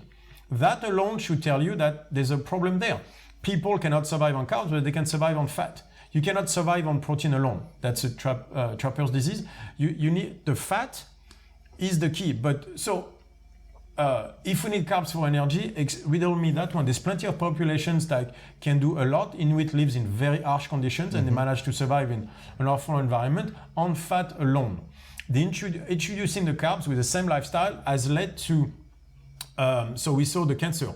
They were showing the facial, there's a dentist who did that, he wrote a book about that where he went toward hunter-gatherers and everything, and he was showing that the introduction of Western food in one generation changed the shape of their face. Because their teeth, like all this, like the strength of their teeth started to go down. So they were like more emaciated in one generation. Because this being rounder, like stronger right here, was because of a change of the structure of the gum and the jaw almost in one generation. In one generation, like the software is key. And carbs has direct influence on this. If you look at just the numbers alone, what's happening, you could see the effect of the carbs, and it's not just nutrients. It affects the software directly. That is obvious because otherwise it would take far longer to change entire DNA stuff just from a nutrient perspective. If there was such a drop in nutrients from, let's say, the unit with a new food, you can see that any starvation period of 20 years would cause the same effects in those tribes. And it didn't. They starved. Basically, not completely, obviously, right? But just a drop in nutrients. Because that's when you bring Western food, let's say, the drop of nutrients. But it's not starvation either. It's somewhere in between. So you drop the nutrients. It's like I have less food, less nutrients for that period. We looked at it. Did not change the shape, cancer, or shape of it's the fucking software. So what about, though, because there is a lot of things out there that do work as far as with high carbs, right? Yeah. One of them is one of my favorite people is like Stan Efferding's vertical diet stuff, which seems to be scalable in a way that it is because it's simple. It takes into account generally digestion for the most part. You have things like broths and fats, and usually it's just rice. Very often is this deal, and then good clean sources of protein. But it still is spread out throughout the day. Some basic principles of making sure you move immediately after you eat. So that there's some sort of so there's some pieces of that I think are close, except for the high carbohydrate and the mixing of carbs and protein. Right. So what is he talking about? Talking about walking right after. So getting into a flow state. So basically, he's talking about like it's based on digestion. Yeah. Right. Like you need to digest better. So you're going to eat the same food at the same time. Walk after. So everything on the vertical diet is based for one thing only. It should improve your digestion. Yeah, and it is based on, and they say vertical, it's based on laying out this very basic foundation of what you digest and what works, and you don't scale it up until you have that ironed out. Then so what we're saying is getting a better digestion will make you healthier. Yeah. Right. How many times did I make that point about the nervous system? But again, that's a software, right? Because by the way, if you have undigested protein in your stomach, it kills the gut flora. Like we know that's a fact, and killing the gut flora involves a number of health markers going down and behavior and stuff like that. So again, getting the digestion better and just having less undigested protein in your stomach alone will change the software based on the gut flora. So do you think then that, let's say this, because this is how I looked at what some people who've transitioned from what kind of like what I was doing, only a dirtier version of that, to then kind of what Stan does, then down to where you're at as far as carb intake, right? So a lot of us would eat just garbage, and a lot of it just to get food in, calories, high calories.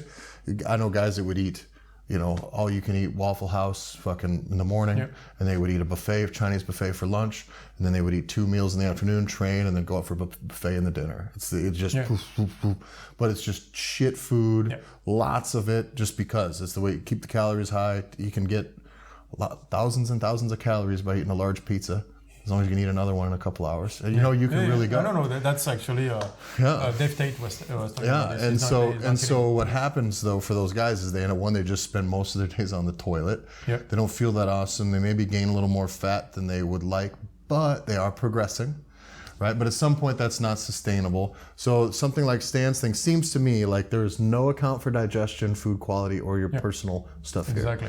I like the vertical diet in that it does account for digestion. It's better. But it still involves the high carbs thing. Yes. And is that just a matter of philosophy, kind of between yours and his, or where do you fit versus first that? of all, can we talk about bodybuilders?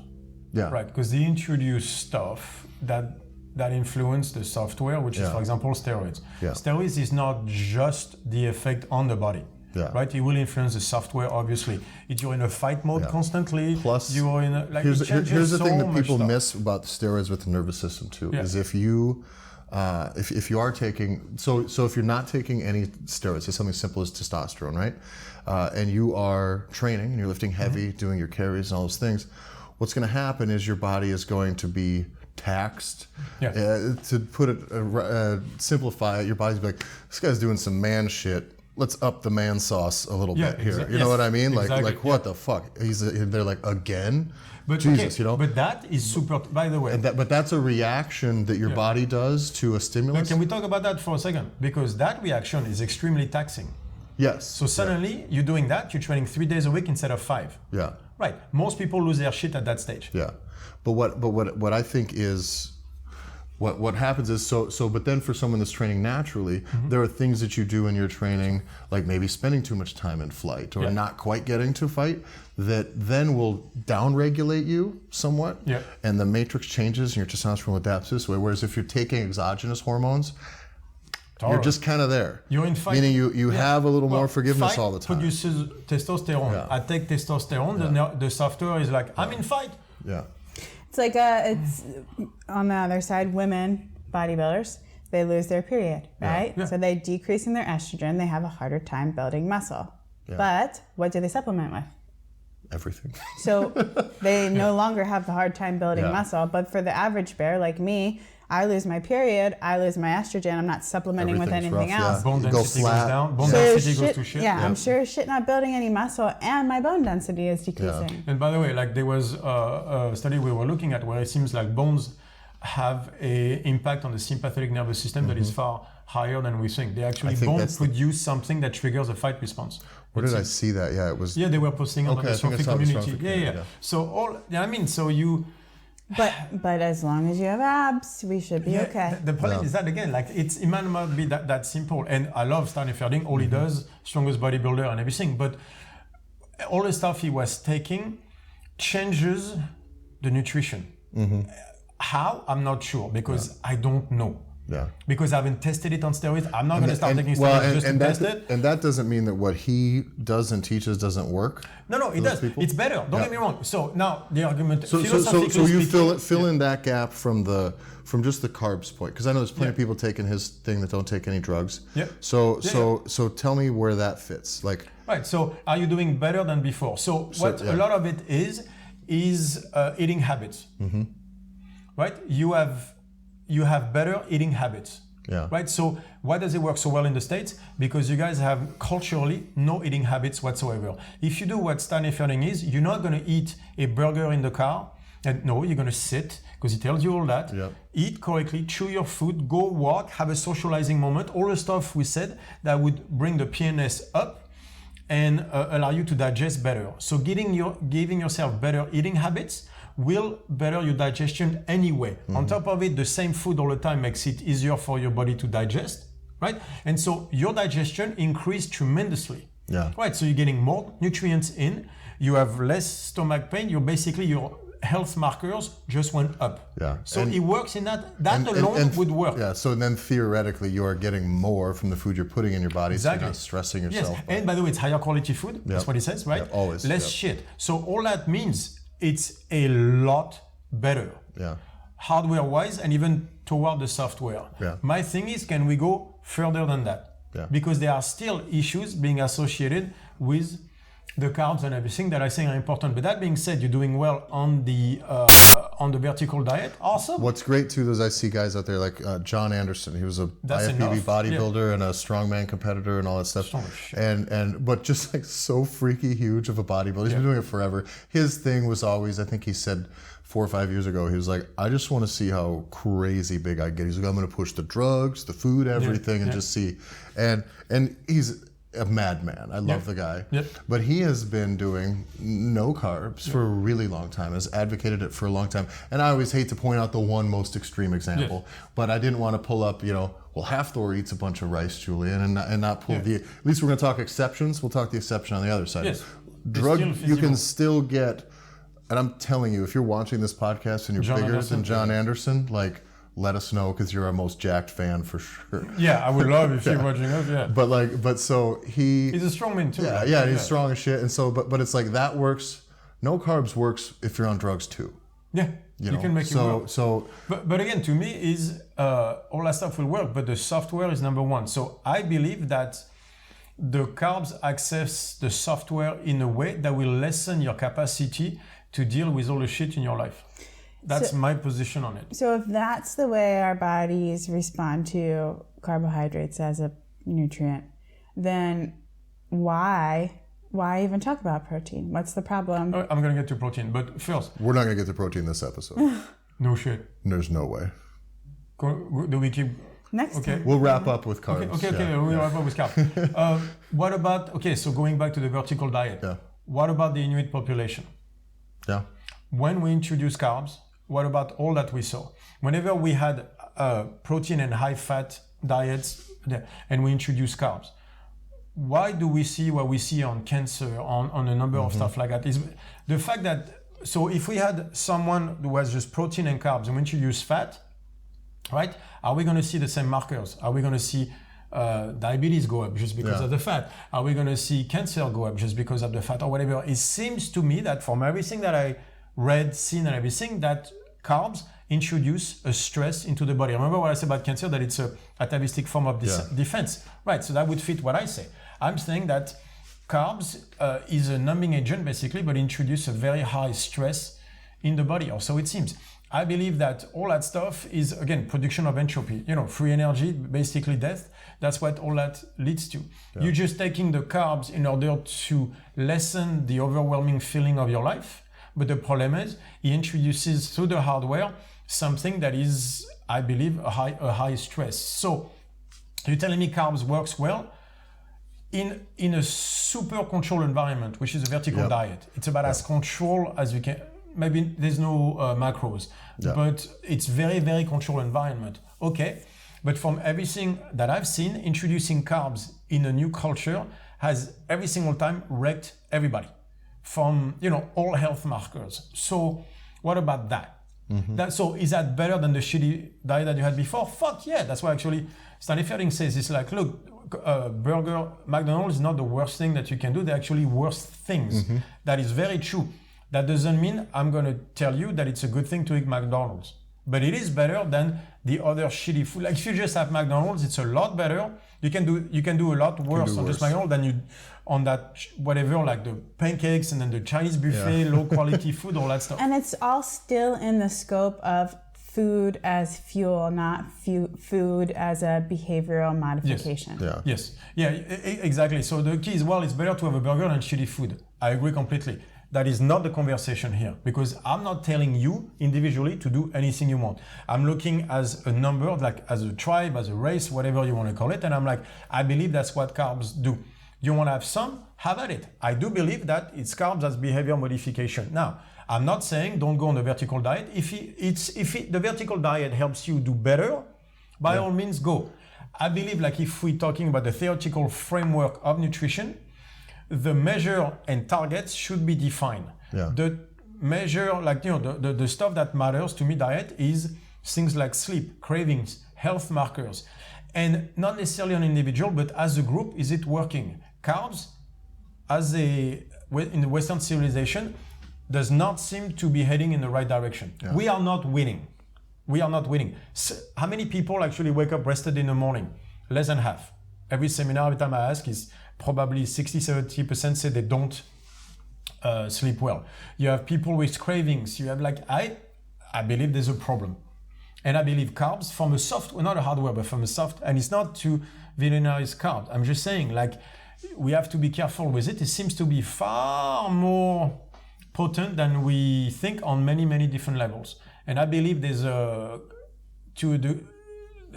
issues like that, but you have to, my perspective is based on free energy, entropy, and the relationship of the nervous system when it goes against carbs. But that's from an active inference perspective.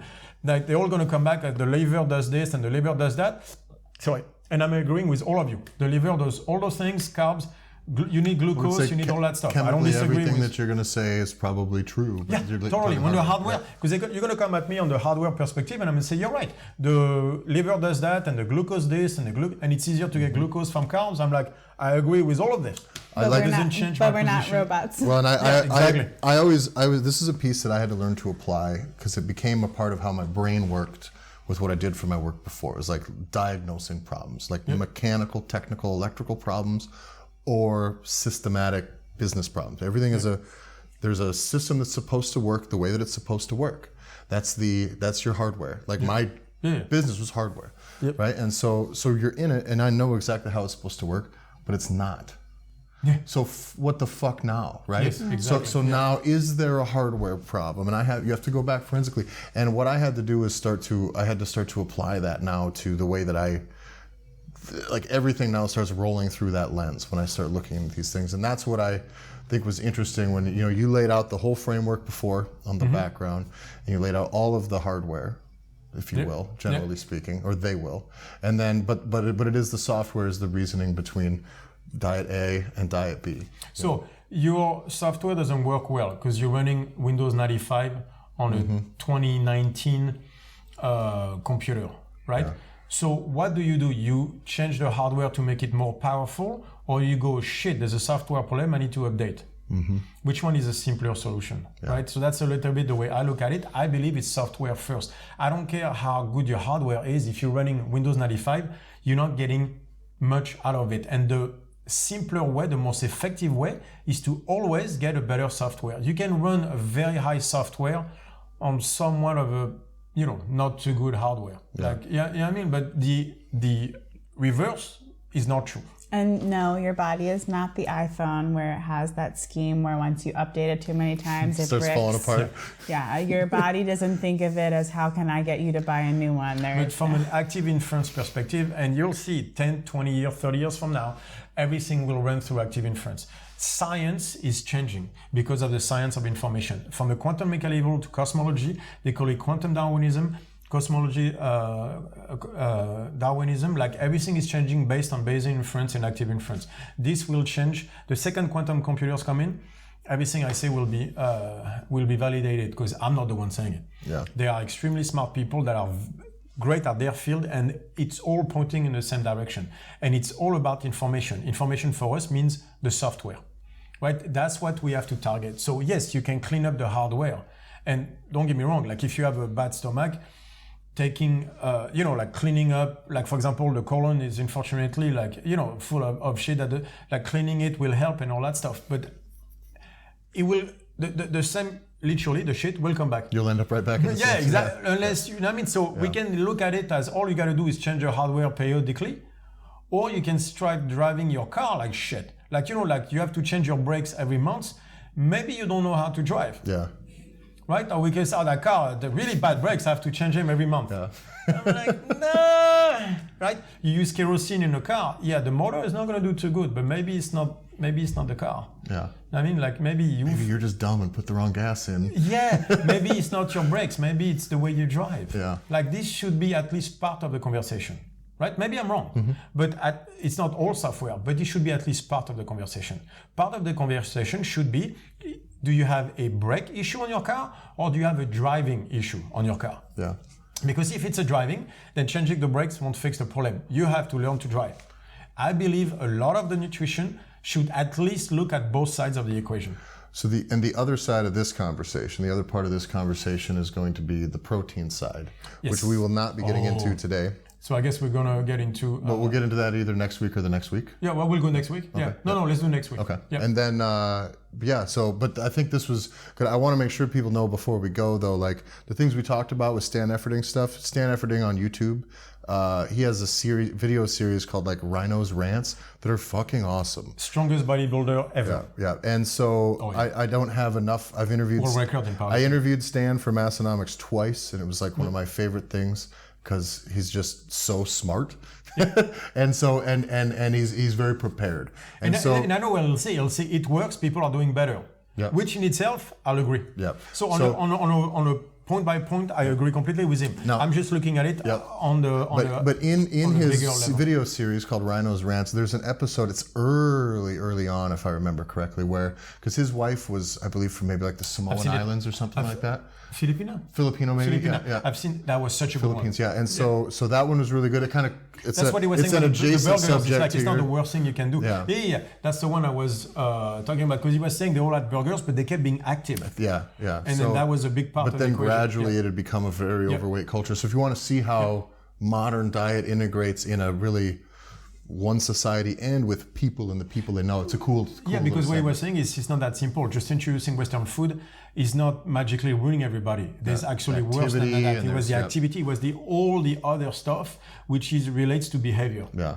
Right? And obviously spending the energy moving your ass around, but it's the same thing. If you don't move your ass around, I'll link that one in the bottom of this that one. was very interesting, because what I love about Stan is he's far more measured than most. Yeah. It's like that's why you need to walk and that's why you do all that. He's measured in everything that he does. Why? Because he's smart outside of fitness. Yeah. He had his own cellular business, you know? Yeah, he had telecommunications companies and everything. So he was rich before he did anything. Yeah.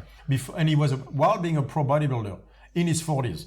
That's fucking impressive. Yeah. So I love the guy. I have a different perspective because I look at it again from Active Inference and from almost like he's looking at it like, let me help those people, because he's very practical telecommunication. Me, I look at it from almost like a theoretical perspective, because that's what I do. Yeah. So I think better is important. Like getting people into good habits is better. If you rely on me, you will never get progress, only because I would go theoretical and people will be like, yeah, I can't do it. Mm-hmm. So you need those. You need a guy like, let me make you fucking do it. And however that works is great. Each one of those steps gives you perspective. It opens your mind up to more. Yeah. I agree with that. Because you do learn a lot about yourself in the process. So before you're a black belt, you have to be a blue belt, and then a purple and brown. And you don't teach a blue belt like a black belt. That's a mistake I make all the time. Mm-hmm. I want to teach everybody like they're black belts, but they have to go through the hoops first. They got to earn it, right? That knowledge is stolen. And maybe as a blue belt, you can't steal black belt's knowledge because you don't know what you're looking at. So everybody has his place. So I love what he does. It's just, mine is based on the science of information, and I know I'm right on that one. But it leads to a different subject. And then I'll explain what I mean in the next podcast. One of these days we'll have you and him talk. No, for sure. But like what I mean also is I go into the cancer, I do into lifespan, all that stuff. Is introducing carbs, cutting off lifespan, like quality of life in your 70s and 80s.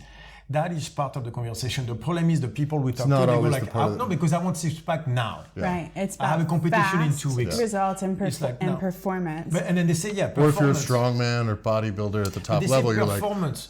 What's 65 years old? I'm and not doing that. What they mean about performance, they mean the next competition. But performance, how long does it take to be a pro bodybuilder? It takes years and fucking years and years of a grind, which is not most of you, by the way. So that conversation does not relate to you, because you're not going to be a pro bodybuilder because there's very few of them. Yeah. But I think the next piece that we do next week is going to be really good, because the protein subject is actually more inflammatory than the carbs. Yeah. Actually. Yeah. Surprisingly. And I think I'm probably going to be one of the extremely few that will say it out loud. Yeah, which is good. But I like that. So I'm looking forward to that one. Everything else that we've got is going to be at strongfit.com, julianscorner.com, strongfitequipment.com, or .eu. We have StrongFit1 on Instagram, UK32, Tyler Effin Stone, Manta Fitness in Australia. I'm getting really good at this now. I haven't even looked at it yet. But I'm always missing one or two. I don't remember. Rare Barracuda for Richard. Rare Barracuda for Richard. Anything else? We will be having a thing set up as far as to support the podcast. If that's something you're interested in, it'll be in a link below. Other than that, I think we've got everything. Yeah, else the out. support is just like if you want to donate here and there to help us with the cost. Yeah, there's awesome. subscription If you want, options, or it's there's free. a one-time It will option. always be free. Yep. It's just like We will never lock the whole podcast behind a paywall. ever. No, but it's just like there are costs because he has to take the plane to come and everything. If you want to support us, there you go. Or if you're trying not to spend the money on carbs and you want to invest it somewhere else. That's not helping. That's not a good one. So, but I think that's got it all covered. We'll roll some of that stuff out to you as we get going. But thanks for listening, and protein next week unless we change our mind. No. Because that's happened before. Because we're going to do it right now. Okay. Oh, are we? Yeah, Jesus. we're taking coffee. We're doing it right now. All right, perfect. See you guys. Wardrobe change. Yeah, well, I need to copy.